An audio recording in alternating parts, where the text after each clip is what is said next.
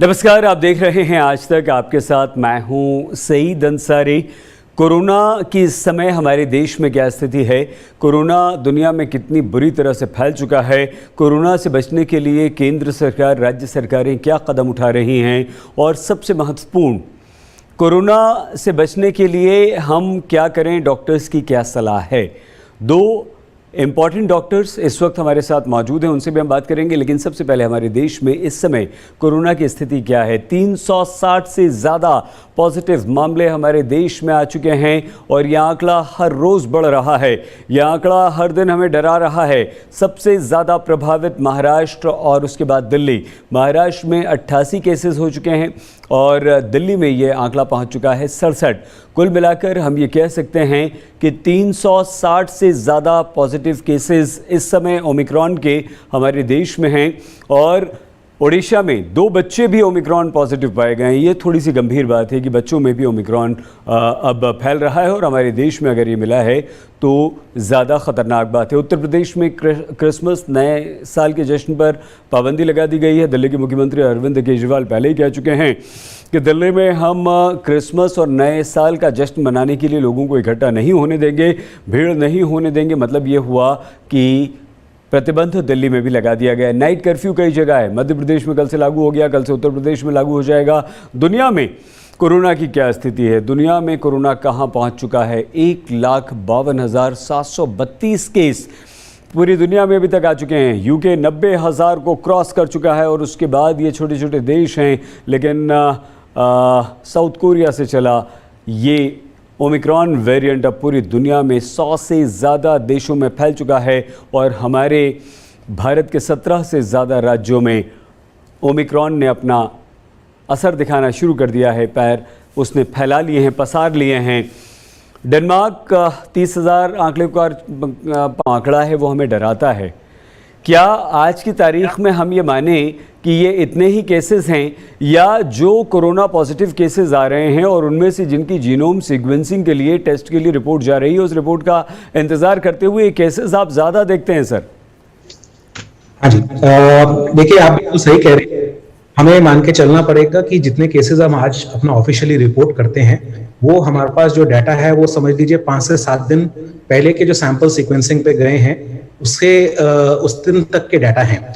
जो अभी पिछले 5-7 दिन, क्योंकि एक सीक्वेंसिंग, जीनोम सीक्वेंसिंग करने की ही हमारे पास एक टेक्नोलॉजी है जिससे हम ये आइडेंटिफाई कर सकते हैं कि ये ओमिक्रॉन का पेशेंट है कि ये बाकी दूसरे साधारण कोविड डेल्टा वेरिएंट किसी और सेगमेंट से हैं। तो वो हम इसी तरीके से ही जांच कर सकते हैं। और अभी और टेक्नोलॉजीज भी आ गई हैं जिसकी वजह से हम इसको बहुत जल्दी 3 से 6 घंटे में भी एक इंडिकेटर बना सकते हैं कि ये ओमिक्रॉन पेशेंट है कि नहीं। ICMR उसके ऊपर काफ़ी जांच कर रही हैं और उसकी हम बहुत जल्दी ही करने की टेस्टिंग किट्स वगैरह इंडिया में लेके आने की तैयारी में है, जिससे कि हम बहुत जल्दी इसको ज़्यादा क्लासीफाई कर पाएंगे। अभी के करंट पर्सपेक्टिव से ये अभी जीनोम सीक्वेंसिंग से ही हम आइडेंटिफाई कर सकते हैं, जैसे आपने कहा। तो ये data definitely number of samples अभी बहुत ज़्यादा है, जैसे मेरा मानना है, क्योंकि ये जैसे जिस तेजी से ये बढ़ता है वायरस, जैसे हम लोग देखते हैं कि हर देश में ये बहुत जल्दी से स्प्रेड होता है। इसका जो डबलिंग टाइम है वो 1.5 से 3 दिन का अनुमानित किया जाता है, जिसकी वजह से अगर हम मानते हैं कि ये हमारे पास 360 केसेस आज से हफ्ता पहले के थे, तो वो आज की डेट में ऑलरेडी हर 3 दिन 1.5 दिन के हिसाब से डबलिंग करेंगे तो हमारे ये नंबर्स ऑलरेडी बहुत ज़्यादा हजारों की तादाद में पहुंच चुके हैं एक्चुअल नंबर के बेसिस पे, अगर हम इसी रेशो ऑफ ग्रोथ को हम ट्रैजेक्टरी देखें। सो वो एक हमें समझना बहुत जरूरी है कि हमें उसके केसेस को बहुत सीक्वेंसिंग के साथ और डिफरेंट टेक्नोलॉजीज के साथ, जैसे रियल टाइम बेस्ड किट्स आ रही हैं अब जो कि ओमिक्रॉन को डिटेक्ट कर सकती हैं, उसके साथ हम इसको जल्दी से टेस्ट करके क्लासीफाई कर सकें। और वही तरीके से कि हम उनको ट्रेसिंग, टेस्टिंग और आइसोलेशन के बेसिस पे इसको हम कंट्रोल करने के मेजर्स इम्प्लीमेंट कर सकें स्टेट बाय स्टेट। बिल्कुल ठीक डॉक्टर गुप्ता। डॉक्टर राय, आपको क्या लगता है कि हम कोरोना की 3rd वेव की तरफ बढ़ रहे हैं, ये हमारे देश में शुरू हो चुकी है और अब हमें इसके साथ ही रहना है, इसका सामना करना है, या अभी भी हम इसे सर रोक सकते हैं?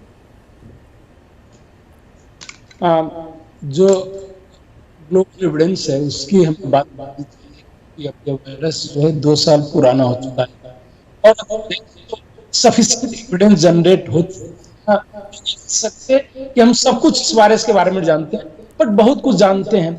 जितने पब्लिकेशंस हुए हैं, जितने इवन ऑलमोस्ट सारे जितने मेडिकल जर्नल हैं, उन्होंने स्पेशल इशू किया है, इस पे अपने अपने स्पेशल इशू तक निकाला है, तो काफी कुछ रिसर्च जो है अवेलेबल है।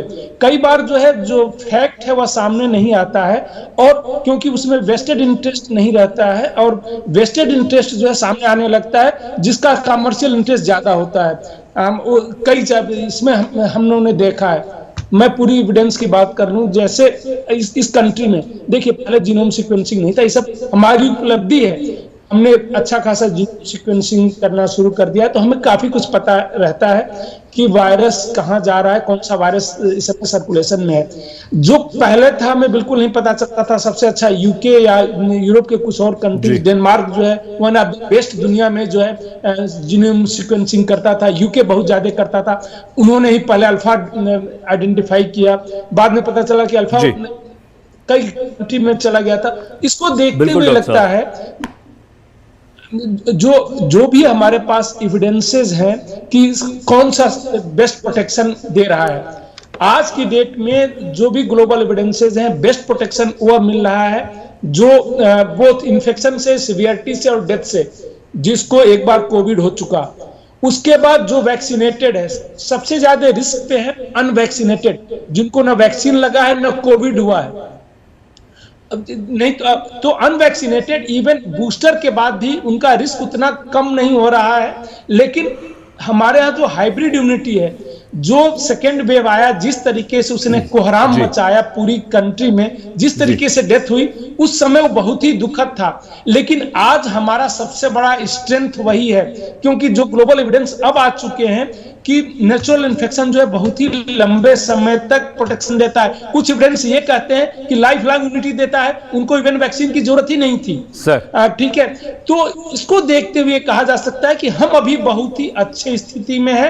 हो सकता है ओमिक्रॉन जो है आए, रीइंफेक्शन करे, बट सीवियरिटी होने के chance after natural infection almost बहुत ही कम है। ये बहुत ही राहत की बात डॉक्टर राय आप हमें बता रहे हैं। डॉक्टर गुप्ता, क्या जिस तरह से नाइट कर्फ्यू लगने हमारे देश में शुरू हो गए हैं, क्रिसमस नए साल के जश्न पर पाबंदी लगनी शुरू हो गई है, जगह जगह सरकारें मना कर रही हैं कि आप इकट्ठा मत होइए, शादी ब्याह में मत कीजिए, फिलहाल टाल दीजिए, कोई जश्न मत मनाइए, क्रिसमस पर इकट्ठा मत होइए, नए साल पर भीड़ मत लगाइए। आपको लगता है कि इससे फ़ायदा होगा, या ये जिस रफ्तार से आ रहा है वो तो आएगा ही आएगा, हम इसे नहीं रोक सकते ओमिक्रॉन को? ये आपने बहुत अच्छी बात करी है, क्योंकि देखिए सबसे ज़्यादा इस टाइम जरूरी है समझना कि ये ओमिक्रॉन का क्या इसके कैसे इसकी चाल चलती है।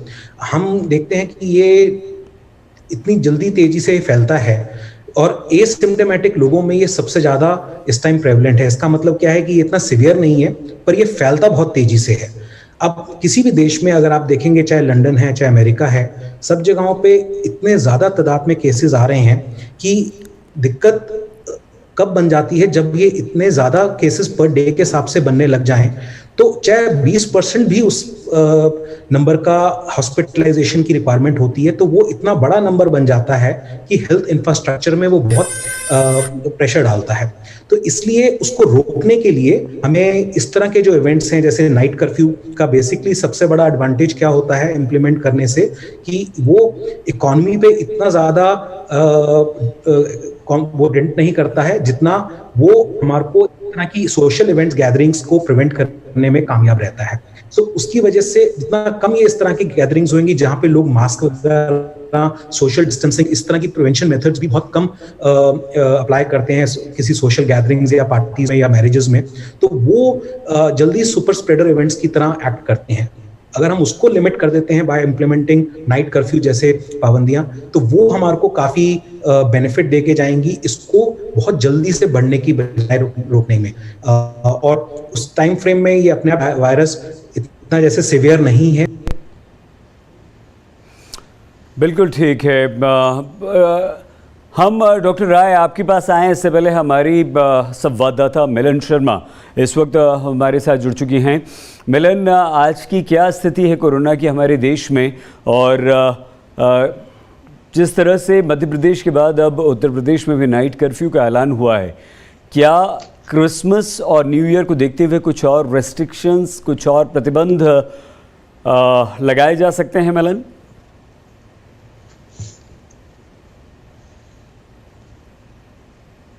थे और लगातार इस पर हम चर्चा करते रहेंगे, लेकिन सरकार का इस वक्त कहना है कि नाइट कर्फ्यू लगाया जा रहा है। उत्तर प्रदेश में भी लगा है, महाराष्ट्र में पहले से धारा 144 लगाई थी और अब मध्य प्रदेश जैसे राज्यों में भी रिस्ट्रिक्शंस लगाए जा रहे हैं। लेकिन इन रिस्ट्रिक्शंस का मूल जो एम है वो क्या है? वो क्राउडिंग रोकना है, वो सोशल डिस्टेंसिंग मेंटेन करवाना है। लेकिन जिस तरह से क्राउड्स देख रहे हैं और स्पेशली ऐसे स्टेट्स में जहां पर इलेक्शंस होने वाले हैं, जहां चुनाव का माहौल है, वहां पर जब सरकार से पूछा गया आज कि क्या आप इस तरीके के रिस्ट्रिक्शंस वहां भी लगाएंगे जहां पर राज्यों को कहा गया है जहां पर चुनाव होने वाले हैं, रैलीज में लोग मास्क नहीं पहन रहे, सोशल डिस्टेंस मेंटेन नहीं कर रहे, और हम ये भी नहीं जानते कि इन राज्यों में वैक्सीनेशन रेट क्या है। क्योंकि जैसे सरकार ने बताया उत्तर प्रदेश, मणिपुर और पश्चिम बंगाल जैसे जो राज्य हैं, उसके साथ साथ उत्तराखंड भी, यहाँ पर जो है पंजाब में वैक्सीनेशन रेट अभी भी कम है। और एक स्टेट है जहाँ पर चुनाव होने वाले और वैक्सीन रेट ज़्यादा है, जो है गोवा। इन सबको छोड़ के यहाँ पर चुनाव होने वाले, वैक्सीनेशन रेट भी कम है। इसलिए क्या इसको देखकर कुछ रिस्ट्रिक्शंस पॉलिटिकल रैलीज में लगाई जाएंगे या नहीं, इस पर अभी तक सरकार ने कुछ नहीं कहा है। उन्होंने सिर्फ इतना कहा है कि हमने हर राज्य को एक डिटेल्ड गाइडलाइन लिख कर दी है कि कोविड अप्रोप्रिएट बिहेवियर कैसे इंप्लीमेंट करना है, और अब राज्यों को ही देखना होगा कि वो किस तरीके से ये कर सकते हैं, या तो रिस्ट्रिक्शंस लगाएं या वैक्सीनेशन बढ़ाएं या फिर लोगों से कहें कि घर में रहें। नाइट कर्फ्यू से कुछ राज्य कर रहे हैं, लेकिन ये अपने आप में कार्यरत नहीं होगा, क्योंकि जब तक चुनावी रैलियों में भीड़ जुटती रहेगी वैसे भी क्राउडिंग कम नहीं होगी, तो नाइट कर्फ्यू जैसी चीजें लगाकर कोई फायदा नहीं होगा। सही, ठीक है मिलन, हम और आपसे जानकारी हासिल करें। डॉक्टर गुप्ता, डॉक्टर राय दोनों हमारे साथ हैं। डॉक्टर गुप्ता, हमारी क्या जिम्मेदारी बनती है एक देश के नागरिक होने के नाते? हम क्या करें?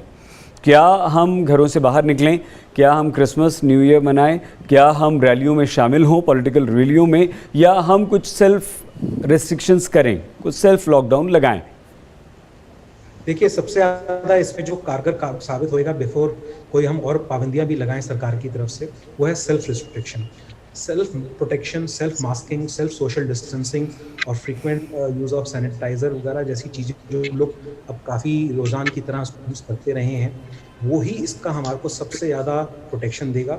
और अवॉइड करें किसी भी इस तरह की सोशल इवेंट्स या गैदरिंग्स में जाने के लिए, खास तौर पे जो अभी ये इवेंट्स हमारे फेस्टिवल टाइम में है, क्रिसमस या न्यू ईयर के लिए, तो जितना कम से कम हो उसको हम पार्टिसिपेट करें, या उसको सेल्फ घरों पे ही हम इसको अपने रिस्ट्रिक्टेड वे में इसको सेलिब्रेट करें, तो वो सबसे ज़्यादा हमारे को इसके लिए एज अ सेल्फ डिसिप्लिन में ये हमारे लिए मेरे ख्याल से सबसे ज़्यादा यूजफुल रहेगा।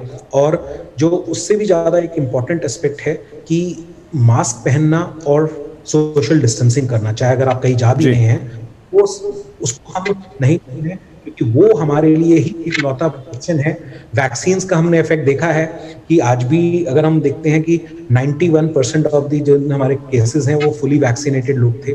सो वैक्सीनेशन से ये डेफिनेटली सिवियरिटी बचाता है, but at the same time protection नहीं देता है।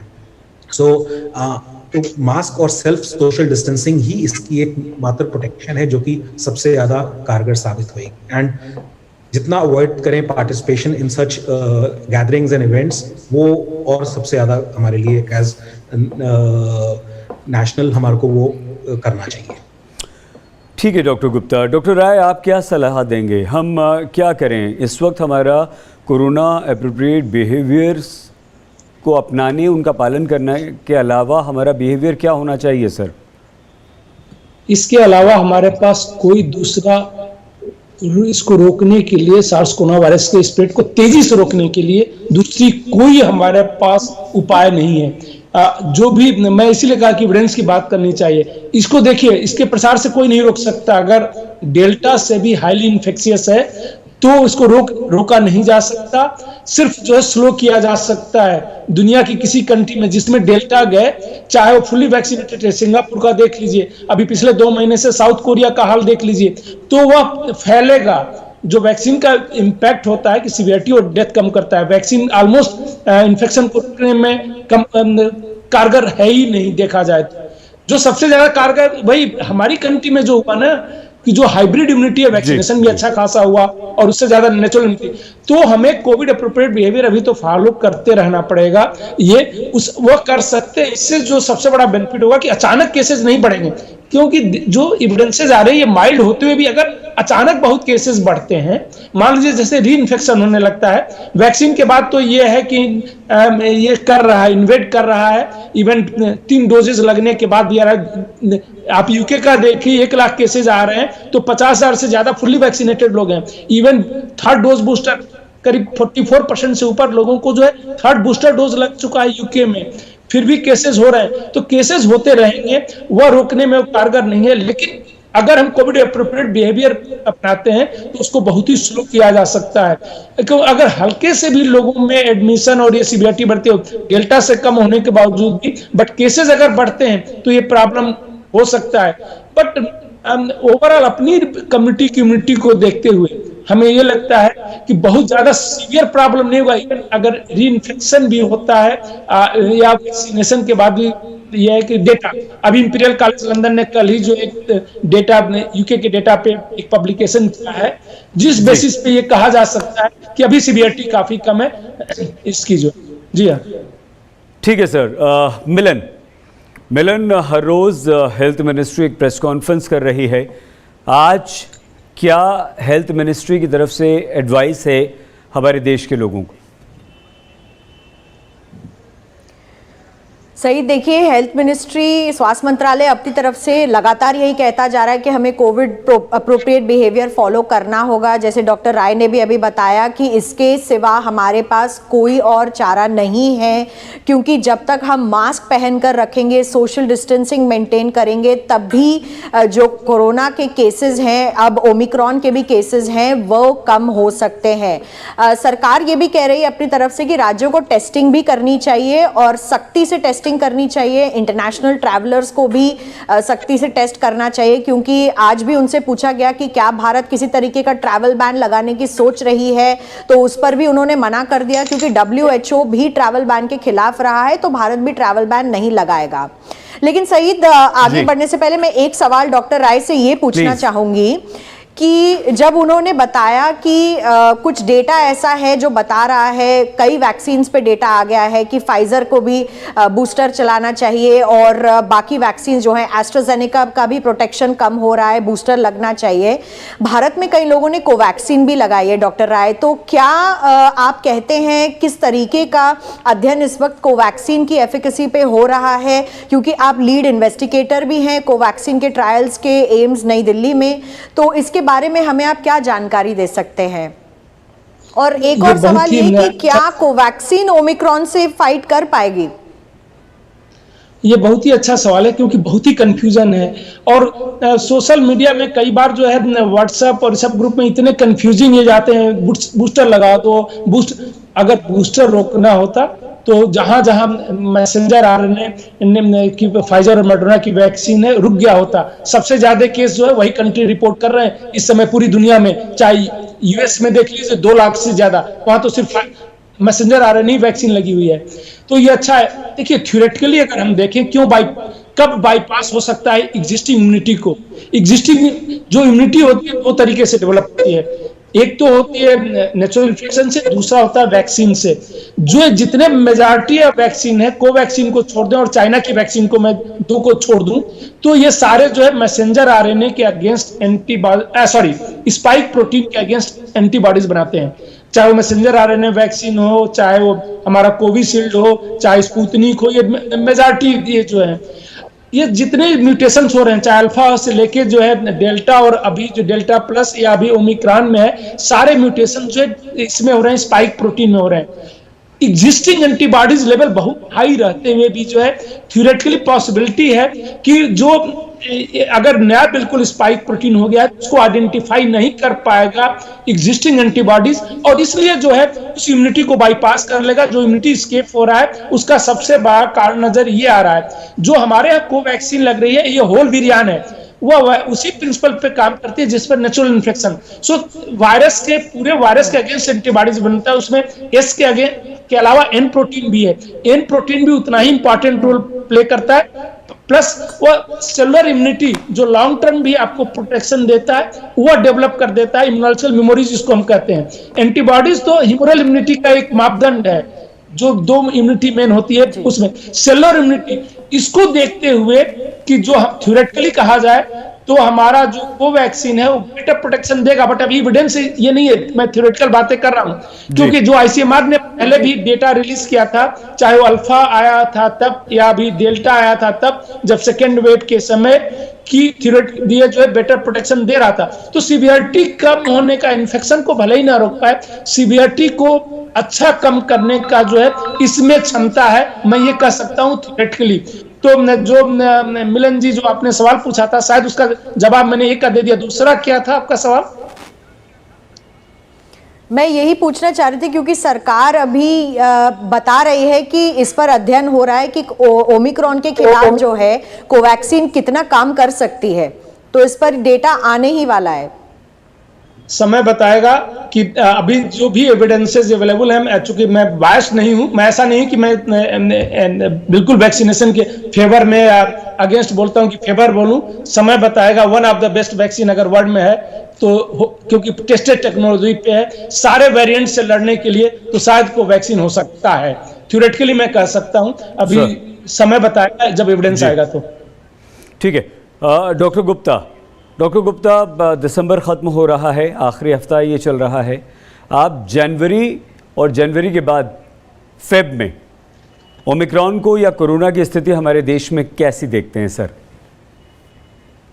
देखिए, अगर हम देखें कि इसका जो अगर हम ट्रैजेक्टरी देखते हैं, जैसे बाहर यूरोप में जैसे हुआ, साउथ अफ्रीका से ये स्टार्ट हुआ जैसे हम जानते हैं, बट ऐसी भी रिपोर्ट्स हैं कि ये उससे पहले नेदरलैंड्स में भी ऑलरेडी डिटेक्ट हो चुका था इस तरह का स्ट्रेन ओमिक्रॉन का। सो और जिस तेजी से वो फैला है और उसको फैलने में 1 से 1.5 महीने का समय लगा है, जिसमें हम बातें करते हैं कि वो बहुत एक पीक स्टेज पे जैसे आज अमेरिका में है या लंदन में है, तो आज हमारे इंडिया में ये मोस्टली जो आया है ये इंटरनेशनल स्ट्रेन से ही हमारे ट्रैवलर्स के थ्रू हमें ये इंडिया में आया है, जैसे हम सब जानते हैं।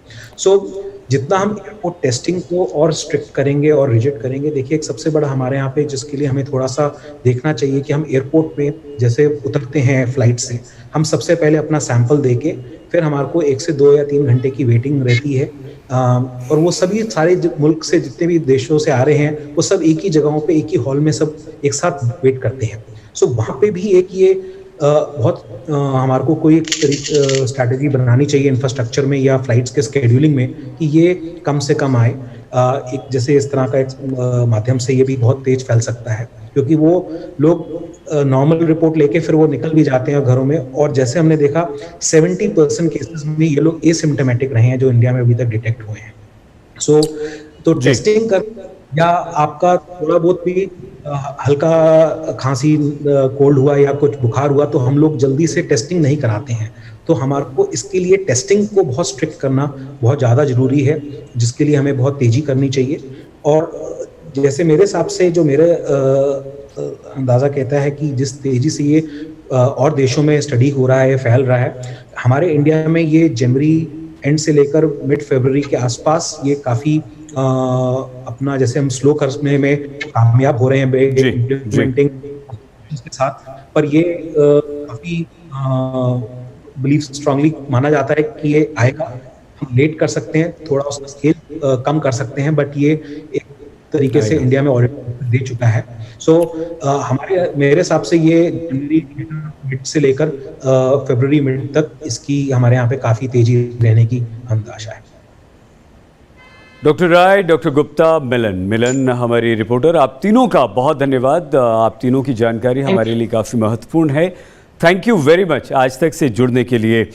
हर रोज़ हम आपको कोरोना के बारे में जानकारी दे रहे हैं इस स्पेशल बुलेटिन के माध्यम से, और उसका उद्देश्य सिर्फ ये है कि सावधानी हटी तो दुर्घटना घटी है। हम सावधानी नहीं बरत रहे हैं, हम लापरवाही ज़्यादा कर रहे हैं, हम घरों से बाहर निकल रहे हैं, मॉल्स में जा रहे हैं, हम बाज़ारों में जा रहे हैं, हम बर्थडे पार्टीज़ अटेंड कर रहे हैं, पब्स, रेस्टोरेंट्स, हर जगह जा रहे हैं, शादी ब्याह में जा रहे हैं। प्लीज़ ये वक्त अपने आप को बचाने का है, अपने बच्चों को बचाने का है, अपने देश को बचाने का है, क्योंकि न सिर्फ कोरोना के ओमिक्रॉन वेरिएंट की तीसरी लहर दुनिया में आ चुकी है, हमारे देश में इसने दस्तक दे दी है और कई देशों में कोरोना की चौथी लहर शुरू हो चुकी है। जनवरी फरवरी बहुत ज़्यादा ख़तरनाक हो सकते हैं, इसलिए हमें अपना सावधानी बरतनी चाहिए। आप प्लीज़ अपना बहुत ख्याल रखिएगा। देखते रहिए आज तक।